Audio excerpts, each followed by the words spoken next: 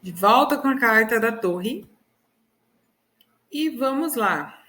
Comparação aí da torre com a carta anterior do diabo. O arcano anterior, o diabo, entre outras coisas, significava o mal, mas sendo uma interpretação humana, o mal não tem existência real, pois só contém forças que lutam para progredir. Vejam bem que interiormente, o que acontece? Nós temos forças que não foram domadas, não foram trabalhadas, e quando a gente faz esse processo de autoconhecimento e vamos trabalhar essas forças, elas se tornam, então, igual a carta da força mesmo, né? Não precisa fazer força, não precisa lutar para que aquele impulso, aquele instinto possa ser trazido à consciência. A gente não precisa também colocar lá no fundo, né? Tampar o calcinato ali. Não precisa ter vergonha dos impulsos, não precisa ter vergonha da nossa parte feia. Não. O que a gente precisa é trazer a consciência e saber lidar com ela. Então, nem o fato de extravasar de uma maneira como uma somatização, ou mesmo como uma agressividade, a gente não precisa fazer isso. A gente precisa evoluir, lidar com tudo isso. Então, a torre vem depois do diabo porque ela representa o progresso humano, que consiste em reconstruir sempre o que será continuamente demolido, o princípio personificado do progresso. Então, a gente tem coisas dentro de nós que realmente precisam ser reorganizadas. E a carta da torre, ela vem, sim, com a questão do sofrimento, mas é uma reorganização da própria vida. Ela é muito marcante para mim por causa disso. Então, a carta da torre, ela vai dar origem a tirano, ela vai dar origem a alguns deuses, inclusive o deus da terça-feira. A gente sabe que cada um dos dias da semana tem origem também divinas.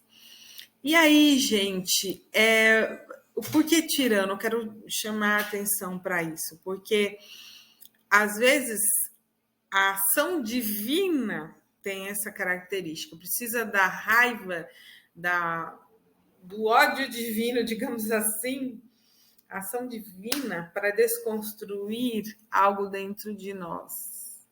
É tão difícil a gente entender isso, mas a gente vai entender com a mitologia, os porquês, né? Os porquês. Vamos lá. Guarda isso aí, que quando chegar na hora da mitologia, vocês vão entender tudo. Letra Ain. A constante vigilância de Deus sobre todo elemento da criação. Um olho, cor, uma fonte, carneiro, a raiva. É essa energia mesmo, tá? A energia do... Porque diz assim, às vezes na parte mais bíblica, né? Deus é zeloso, ciumento, vingativo. Né? Símbolo do 16. Manifesta o poder do homem que tudo quer empreender, mas que sendo limitado não consegue chegar a algo definitivo. É a construção fatalmente instável. Gente, vamos lembrar de torres por aí? Torre de Babel, né? Tem muitas torres que foram construídas. E como é a construção dessas torres? Qual é a mitologia dessas torres? Qual que é a história que traz cada torre e as suas construções grandiosas, os nossos arranha-céus que hoje nós temos. Vamos dar uma olhada, vamos dar uma pesquisada, vamos fazer um Google nisso. É muito interessante, porque você vai entender melhor sobre a carta da torre quando você inclui as histórias de torre. Definição. White, a materialização da palavra espiritual. A ruína da casa da vida quando o mal prevaleceu nesse lugar. Então, quer dizer, ela está sendo destruída porque tinha um mal ali. E aí, esta queda, na realidade, ela é necessária para que a pessoa volte para a essência dela. Então a gente pode ver a queda de Adão e Eva, a queda, sempre essas quedas, né? Chegou num mal tão grande que não tem como viver mais ali. Ela tem essa queda para ela ter a transformação dela. Uma casa de falsidade, miséria, desespero, indigência, adversidade, calamidade, desgraça, decepção, ruína. Uma carta, sobretudo, de catástrofe imprevista. Só que com a ação divina, gente. Esse que é o porém. O it vai vir, o princípio que determina toda a materialização e a tendência para a materialização. A gula humana, fonte de todos os despotismos, talvez com relação à exploração intensiva da terra e das energias humanas da qual a idade presente se orgulha. Então, assim, é como, imagine só, o despotismo é um governo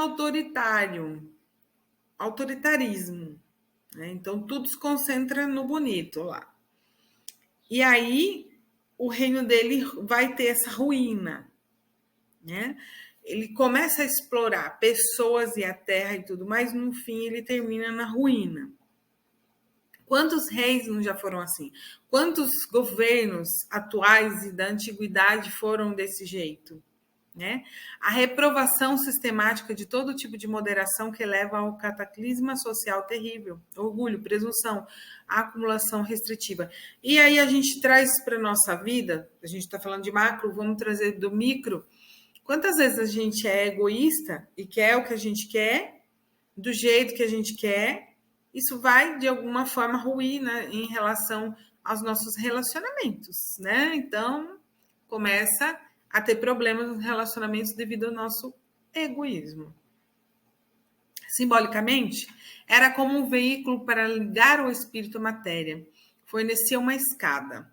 Então, agora a gente está vendo simbólico, né? Então, a matéria aqui embaixo, o espírito aqui em cima. A gente vê, né, essa ligação. Só que no topo tinha uma coroa. E você vê que o raio está caindo em cima da coroa, que está impedindo esse progresso.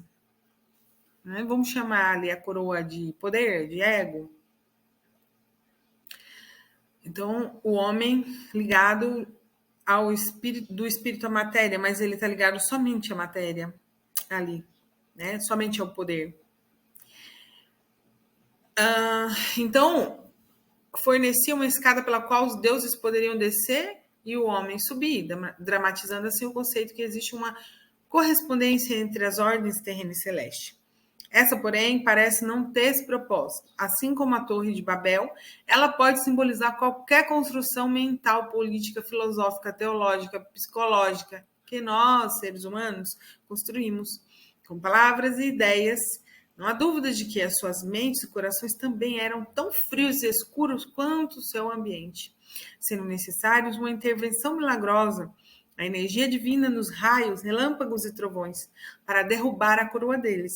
Seres sem amor e caridade.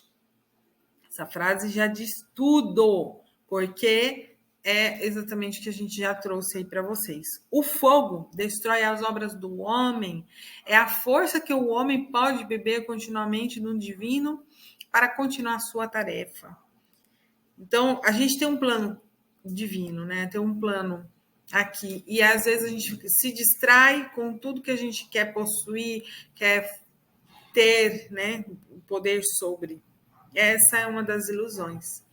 A libertação pode assumir a forma de grave doença física ou espiritual, tá? Então, quantas pessoas, né, têm aí doenças? E vejam também os personagens caindo.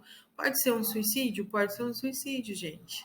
Que a pessoa não aguenta, né, a doença espiritual ou uma doença física mesmo, que ela decide morrer, ela se entrega a algo terminal.